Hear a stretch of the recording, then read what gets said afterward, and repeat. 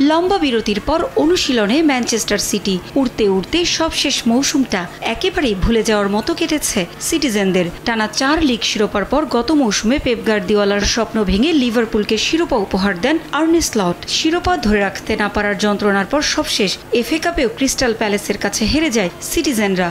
আশা ছিল FIFA club বিশ্বকাপ, সেখানেও গ্রুপ পর্বে দাপটের পর রাউন্ড অফ 16-এ ব্যর্থতা। ওয়াইদাদ আল আইন ইউভেন্টাসকে হারিয়ে গ্রুপ চ্যাম্পিয়ন হিসেবে শীর্ষ 16-তে উঠলেও সৌদি আরবের ক্লাব আল হিলালের কাছে হেরে বিদায় নেয় ম্যানচেস্টার সিটি।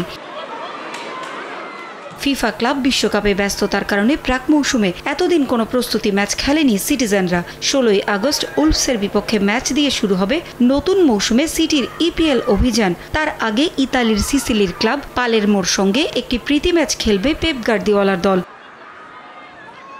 সিসিলির রেঞ্জো বারবারায় হবে দু দলের এ লড়াই। তার আগে যুক্তরাজ্যে প্রথমবারের মতো অনুশীলন করেছে ম্যানচেস্টার সিটি। সমর্থকদের জন্য উন্মুক্ত ছিল সিটির অনুশীলন সেশন। নতুন ও পুরনোদের দেখে উচ্ছ্বসিত সমর্থকরাও। নতুন মৌসুমে সিটির প্রথম অনুশীলনে ছিলেন না ভিতর রিস ও নিকো ওরেলি। বাজে মৌসুমের তিক্ত স্মৃতি সমর্থকদের মতো তাড়িয়ে বেড়াচ্ছে কোচ পেপ গার্দিওলাকেও। তবে নতুন মৌসুমে শিরোপা ছাড়া যে কিছুই ভাবছেন না কোচ, সে আভাসও দিয়ে রাখলেন অনুশীলনে। যে কোনো ক্লাবের খারাপ সময় যেতেই পারে। ম্যানচেস্টার সিটি নতুন মৌসুমে আবারও সেরা পারফরমেন্স উপহার দেবে সমর্থকদের, এটা নিশ্চিত করে বলতে পারি। আমাদের লক্ষ্য শিরোপা পুনরুদ্ধার করা, সেটা সামনে রেখেই আমরা নতুন মৌসুম শুরু করব।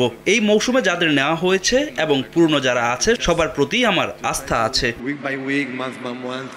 এদিকে ফিফা ক্লাব বিশ্বকাপে দুর্দান্ত পারফরমেন্সের পুরস্কার পেলেন গনসালো গার্সিয়া। নতুন মৌসুমে রিয়াল মাদ্রিদের 9 নম্বর জার্সি পরে খেলবেন 21 বছর বয়সী এই ফরওয়ার্ড। সৃষ্টিশীলতা ও বৈচিত্র্যে ভরপুর গার্সিয়ার বড় গুণ, তিনি ফ্রন্ট লাইনের যে কোনো পজিশনে খেলতে পারেন। উইঙ্গার, সেন্টার ফরওয়ার্ড বা চাইলে দ্বিতীয় স্ট্রাইকার হিসেবেও খেলানো চায় তাকে। প্রতিপক্ষের রক্ষণে ভয় ধরিয়ে দেওয়ার পাশাপাশি প্রেসিংয়ে দারুণ ভূমিকা রাখতে পারেন এই স্প্যানিশ তরুণ। তাই তো সাবির পছন্দের তালিকায় গুরুত্বপূর্ণ জায়গা দখল করে নিয়েছেন রিয়ালের একাডেমি থেকে উঠে আসা এই ফুটবলার। এদিকে লস অ্যাঞ্জেলেসে নিজের ভবিষ্যৎ গড়েছেন টটেনহ্যামের সাবেক অধিনায়ক সন হিয়ং-মিন। স্পারদের সঙ্গে 10 বছরের সম্পর্ক ছিন্ন করেছেন গত সপ্তাহে। বিদায় বেলায় দক্ষিণ কোরিয়ার ইনচিয়নে নিজ দেশের সমর্থকদের ভালোবাসায় সিক্ত হন সন হিয়ং-মিন। এ সময় যুক্তরাষ্ট্রের ফুটবলে সাফল্য উপহার দেওয়ার আশার কথাও শোনান সন। পারভিন আক্তার, সময় সংবাদ।